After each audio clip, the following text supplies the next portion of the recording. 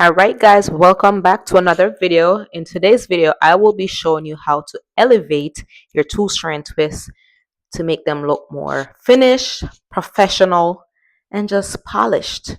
So first thing we're going to do is we're going to ensure that when we're doing a retwist, because this is the foundation of the two-strand twist, you want to make sure that when you're twisting it, you're twisting in the direction in which you'll be doing the two-strand twist.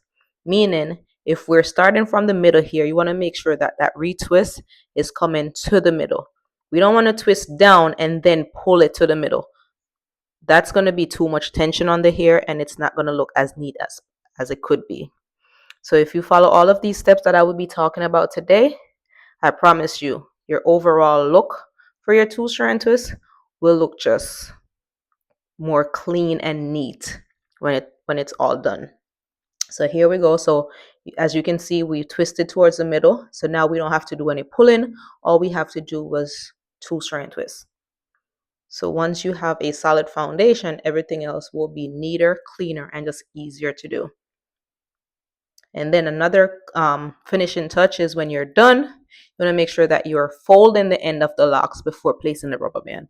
That's just a cleaner finish. And here we go again, twisting into the middle and bringing it down. And then as you can see here, I'm twisting the locks before crossing over. That gives us a cleaner twist, a neater twist, and also a more ropey twist. It gives you that rope effect. And then when possible, you want to make sure that you're following a bricklay pattern where the locks above will fall directly in between the parts of the ones below to give it a fuller look, a more volume. Then here, as you can see, is you want to make sure that you are aware of how many locks is on a certain row. That way, if you're going to have leftover on the bottom, you want to put it to the side as opposed to in the middle.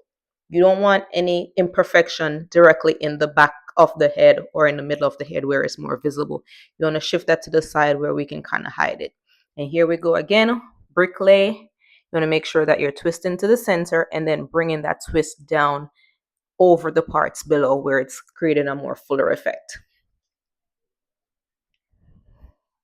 Then also, if your client has an odd amount of locks, you want to make sure that the odd numbers, you're also putting that to the side, just like we did with the leftovers. If we have leftovers, you put it to the side. If you have an odd number, you want to put it to the side. Or if you already know ahead of time that the client has an odd number of locks, you want to put that 3 at the very bottom in the nape of the head. In his case, I didn't realize he had an odd number until I got to the top. When I got to this point, I counted them to make sure because I don't want that in the front. So this, we had to put 3 together here. And you want to just make sure that you're putting it to the side. And then when you're twisting this, you want to make sure that you're creating a tight rope twist so it doesn't stand out from the other ones. You want to twist it really tight and ropey, twirling it and making it really compact. So when you put it down with the rest of them, it's not standing out. You want to make sure that you're really twirling this one really tight to make sure it's sitting in and blending in well with the other locks. And you'll see at the end where it's really blended. And again, I promise you, if you put all of these tips together, your two-strand twist would just be next level. It will look really professional, really clean, neat, and sleek. And here we go again. In the middle, if you can see, there's a bricklay pattern going on. There's a part at the bottom, and then there's a lock in between each part. So another really neat trick is, so in the event that you're twisting locks that are uneven, instead of having one long piece, we're going to go ahead and fold that long piece to match the short piece that we have left. And then you're going to just twist that down, as you can see here. And then that little piece that's left, you're going to fold it and then place your rubber band. Much better than having one single piece of locks just hanging there by itself.